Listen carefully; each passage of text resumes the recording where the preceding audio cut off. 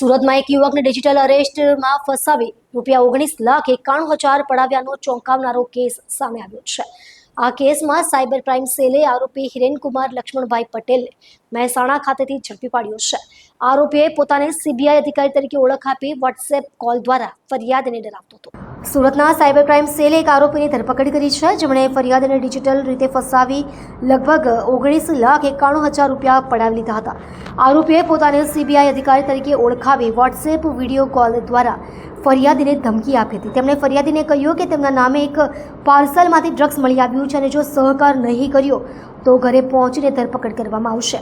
આ ધમકીથી ડરીને ફરિયાદી આરોપીને ₹19,91,000 ટ્રાન્સફર કર્યા હતા। આ મામલામાં સાયબર ક્રાઇમ બ્રાન્ચે કેસ દાખલ કરી આરોપીને મહેસાણા ખાતેથી ઝડપી પાડવામાં સફળતા મેળવી છે।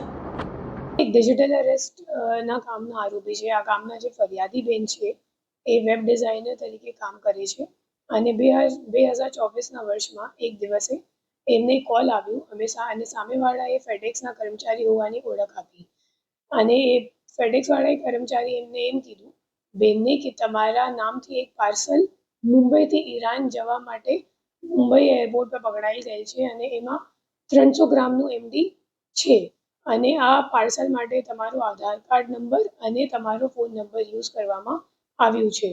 તો જો આ પાર્સલ તમારું નથી તો પછી તમારે મુંબઈ ક્રાઇમ બ્રાન્ચ સાથે વાત કરવી પડશે। આ કહીને પછી એ માણસે એમનું કોલ ફોરવર્ડ કરી દીધું અને મુંબઈ ક્રાઇમ બ્રાન્ચના ઓફિસર તરીકે વાત કરવાવાળો બીજા એક આરોપીએ એ બેનને કીધું કે તમારા ઘણા બધા બીજા ડોક્યુમેન્ટ્સ પણ છે જે RBI અને ED વાળા છે, તો અમે લોકોએ તમને સ્કાઇપ કોલ પર વિડીયો કોલ કરીશ। પછી એ લોકોએ સ્કાઇપ કોલમાં બેનને વિડીયો કોલ કર્યું અને ખોટા દસ્તાવેજી પુરાવા જેમાં ED અને RBIનો સ્ટેમ્પ હતો એ એમને બતાવ્યું। પછી એ ફરિયાદી બેન ડરી ગઈ અને એમને કેમ કીધું કે જો તમારે આ કેસથી નીકળવાનું હોય તો તમારે અમે લોકોને પૈસા આપવી પડશે।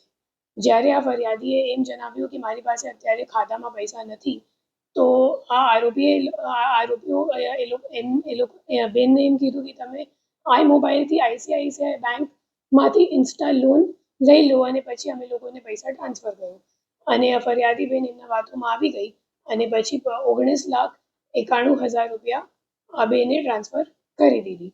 જ્યારે આ કોલ ચાલુમાં હતી ત્યારે સાંજે 7 વાગે એમના પતિ જ્યારે ઘર આવ્યા તો એ સામેવાળા ડરી ગયા અને એ લોકોએ કોલ મૂકી દીધું અને ત્યારે પતિને ખબર પડી ગઈ કે આ બેન સાથે ફ્રોડ થઈ ગયું છે। પછી એ લોકોએ સાયબર ક્રાઇમ પોલીસ સ્ટેશનમાં ફરિયાદ નોંધાવી।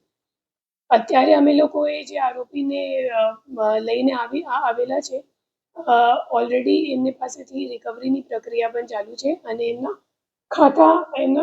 ખાતું HDFC બેંકમાં કરંટ અકાઉન્ટમાં હતું। એમનું નામ છે હિરેન પટેલ અને એમના ખાતાઓ NCCRBમાં કુલ 14 જેટલા અન્ય કંપનીઓમાં પણ સંડોવાયેલ છે અને આ આરોપીને ₹2,81,000 જેટલા રૂપિયા કમિશનમાં મળ્યું હતું અને આ ફરિયાદી બેનને પોલીસે ઓલરેડી આજ દિન સુધી 10,86,000 જેટલા રિફંડ અપાવી દીધું છે અને હવે જે બાકીમાં છે એ પણ હિરેન પટેલથી રિકવરી કરવાની પ્રક્રિયા ચાલુમાં છે।